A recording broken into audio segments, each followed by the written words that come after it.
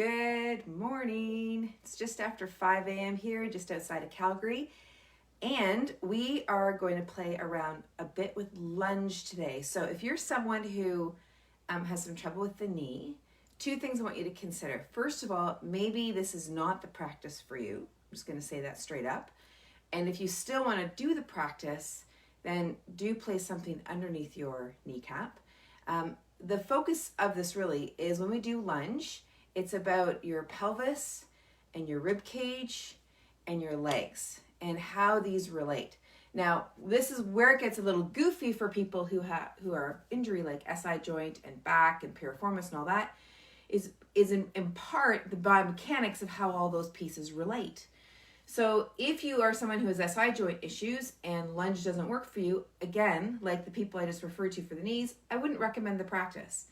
You can certainly play along and explore it, but don't expect it to benefit you, okay? Because I can't see you, and so I'm just providing you some insights into cueing around your movement patterns. You can play along with it as much as you would like, okay? So the idea here with lunge, when I play with lunge, I don't tend to go into this position. That is absolutely a movement that you can play with where you're driving the lunge more from your back. I tend to prefer doing a lunge where I'm thinking about the articulating joints being the hips, the knees, and the ankles, okay? And so then, of course, because our leg bone only has about 3 to 11 degrees of extension, before the pelvis starts to anteriorly tilt, the pelvis will move into an anterior tilt, but we're looking for the harmony in the motion, not a big break in the motion, okay? So play around with those ideas as you play around with this lunge, okay? So we're gonna begin just to start with. I'm gonna angle out this way to begin here, and just take a peek back to your toes. Notice if your toes wanna point towards the midline, and see if you can just have them pointing back. That will probably give you a different orientation through your hips and a different feel through your hips. And so just pay attention to that, because sometimes we're unaware of what we do with that back foot. Okay? So you're here, and just settle in to your breathing and into yourself. And just, and then let's start to move forward. And the pelvis here is remaining level. This is the first lunge, and if it's the same time for you in the morning or even a bit earlier, or if you've been sitting a lot today and you're doing this at a later point in the day, then this might feel a little bit tricky. So just notice what your body parts are doing. Notice your jaw, notice your pelvis, notice your ribs, notice your feet, and if you want to really grip through them. Okay, and then let's go to the other side. Pelvis is level, and all we're doing is translating forward. Yeah. So we're just getting a feel. We're just getting a feel for what things feel like. Yeah. Okay, perfect. Bring that back. Okay, now we're going to take one of the blocks, and let me show it to you this way. We're going to take that block between the heels, like so. Okay, so the block is dropping between the heels, and you're going to gently push the heels into the block and then relax. Push the heels into the block and relax. Heels in. Now, I want you to try to do this without utilizing your hamstrings. Oftentimes the hamstrings get involved because we're imperceptibly sometimes moving forward and back, because we're trying to find our balance. So see if you can find your balance without gripping through your hamstrings, and then just press the heels into the block and release.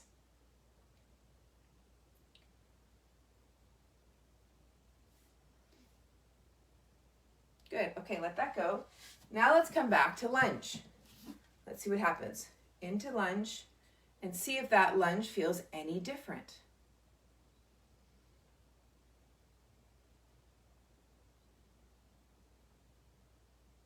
Back.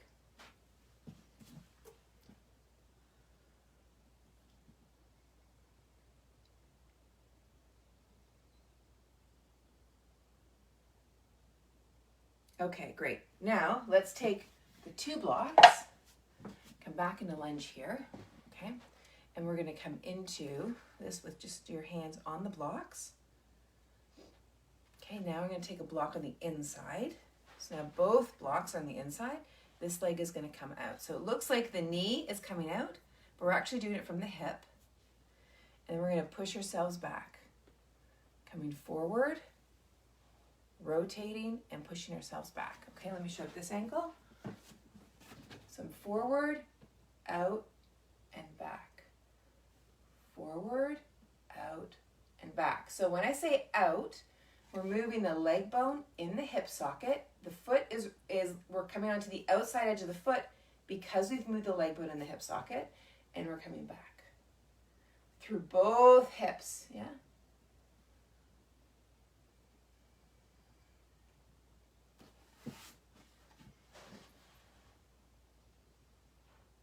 So can you keep this as a movement through that leg bone in the hip socket? And what else are you doing through your body to make this happen? So this is where it becomes kind of fun. Like, are you gripping with your hands or your jaw? Are you overutilizing that rib cage, abdomen? This is where we get to just pay attention to all the things that might be involved more than they need to be. Good. Okay, let's switch to the other side.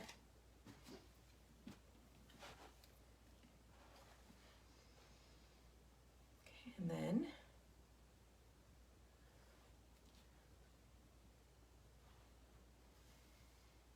one side might feel a little different than the other. So this is a rotation of the leg bone in the hip socket.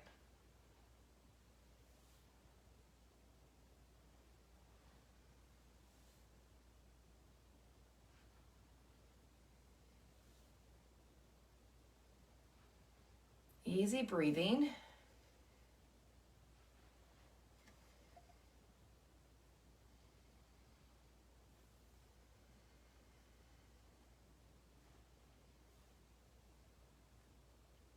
Okay, good. All right, now let's come back into your lunge. Okay, now let's notice if there's anything new or different.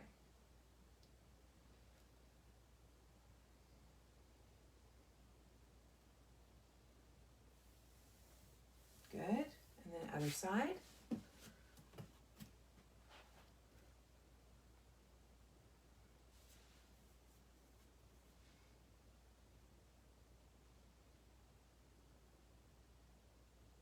Okay, so now switch back to the first side.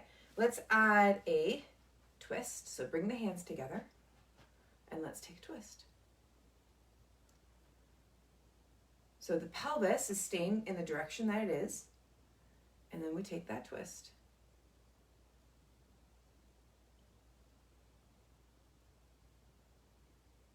Now we could add in the arms here, put a little gentle pressure through this arm, but connecting it to the obliques, which are the engine of the twist. Taking this shoulder blade on this side, pulling that towards your spine. You can even start to move towards what looks like a bind. Good, and then untwist. Okay, ready? Other side. So we start here, and I like to take the hands out of it because it prevents the neck from doing more of the motion and really keeps the focus on the obliques, which is the engine of the twist. So the ribs are moving relative to the pelvis, and then the shoulder blade, if you want, on the back side, so I'm waving this hand back here, the back one, that shoulder blade starts to pull towards the spine. The other shoulder blade moves away. Add a little bit of strength through that front arm.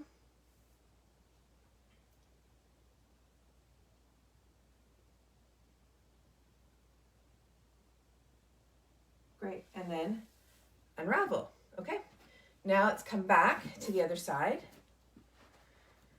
Now let's just do a gentle side bend.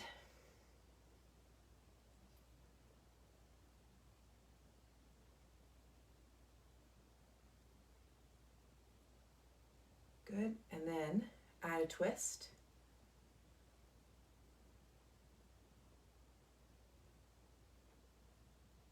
Good. And then out. And then other side. Side bend. Now what can sometimes happen when we do the side bend is this pelvis can roll out this way. So you don't need to suck yourself in, but just notice yourself in here in lunge and focus on just moving toward the side through the ribs, right? So sometimes what I'll say is imagine that you're a teapot and the teacup is on the floor and the water is coming down from the armpit to the fingers into the teacup. So that just keeps the movement a little gentler. Good. And then come back up. And then into a twist.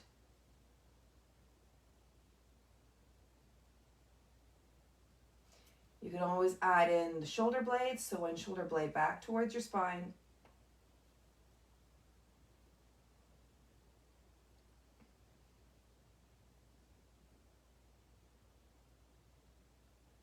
Good. And then unravel. Okay, ready to go?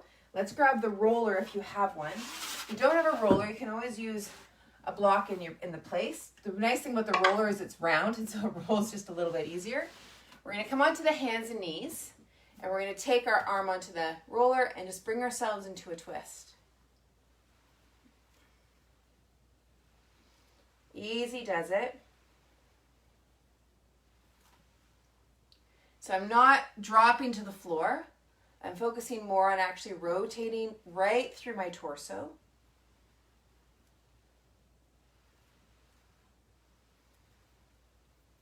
Okay, and then let's come to the other side.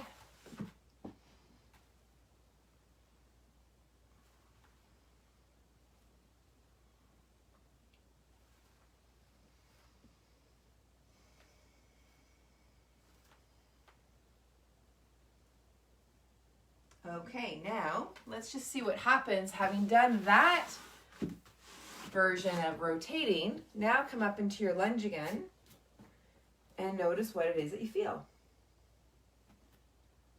And if anything is starting to feel a bit different, let's throw in a little twist and see if that changes up anything. Let's bring in a side bend. Good. And then other side. Bring in a twist.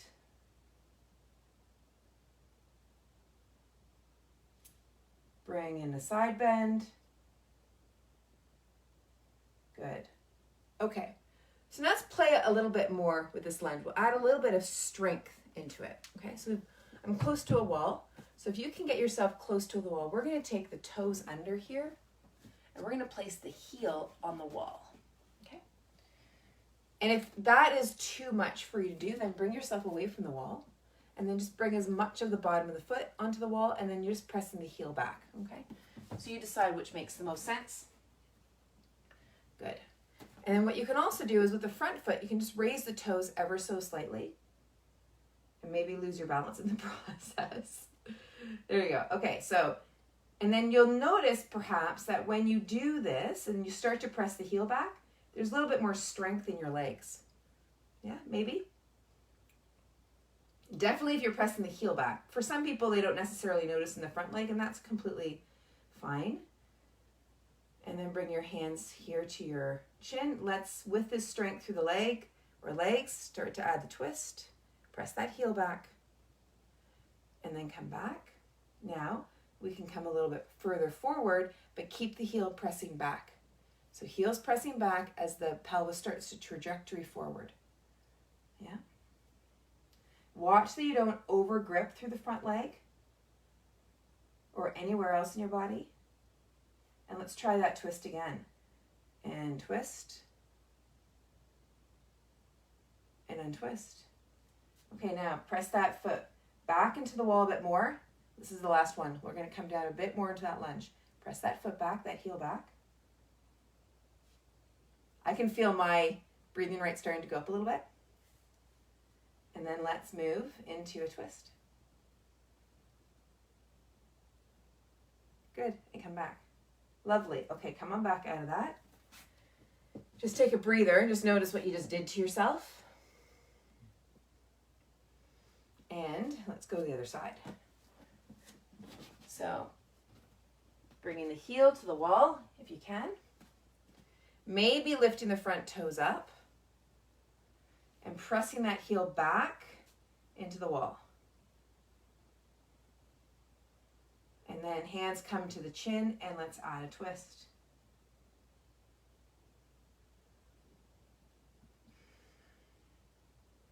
Great, and then come back. Trajectory your pelvis forward a little bit, but keep the pelvis level. Heel presses back the entire time. So pelvis comes a bit forward, heel presses back. There's probably a bit more work happening than through your leg there. And then let's take a twist. Some of you will feel that front leg being a bit more active. Good, and then come back. Press the heel back. Let's come a bit further forward. You, of course, are deciding for your own body what makes sense. And then let's take a twist. Great. And then come back. Good. And then let that go. And just take a moment here. Okay, just notice what you've done to yourself. Okay, let's do one more lunge version. This one can be a little bit more challenging. We're going to bring one leg forward. We're going to take the toes under of the back leg. In a moment, we're going to be lifting this back knee off the floor. Now, typically what happens is people come over into that front leg and lift that knee. Okay, you see how I trajectory that forward? So more of the load and the drive is coming from this front leg, which is fine. It's a movement.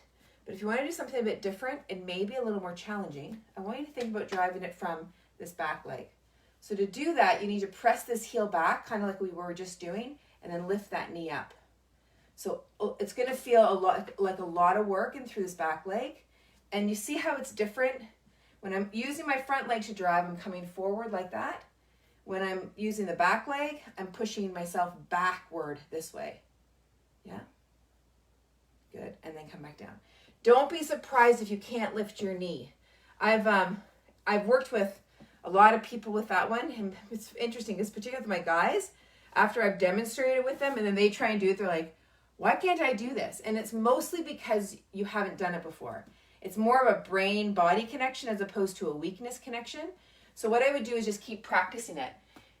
So it's just getting a new channel grown, because typically we practice by doing something like that, right? So it's often just a matter of getting the brain and your tissue sorted out, okay? So just lifting that knee. And lift it only like an inch. That's what makes us challenging. You can come up like this, but it's not quite as challenging. But if you just lift it just an inch, good, and then coming down. So that's something that you can play with. Okay, let's just come onto our backs for a moment, and let's feel what we've just done as a result of this.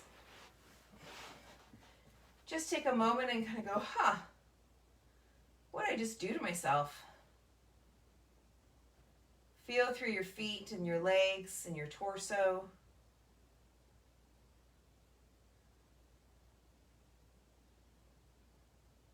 And if you have your block handy, just bend your knees. Bend your knees and lift your hips. And take a block underneath your hips and just take a breather here.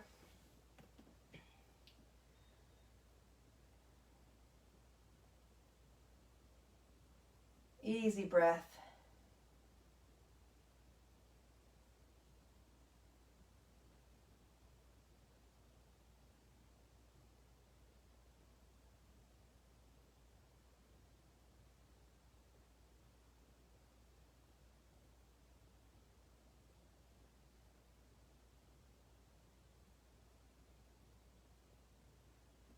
Just staying with your inhale and your exhale.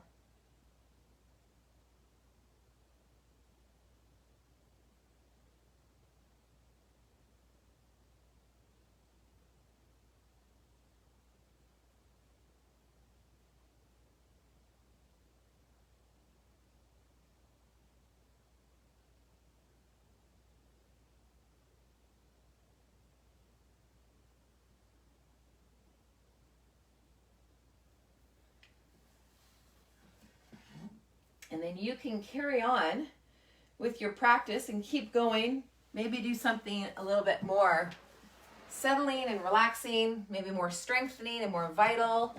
Maybe you want to go for a walk or a run or a workout, or just come up and join me for a cup of tea.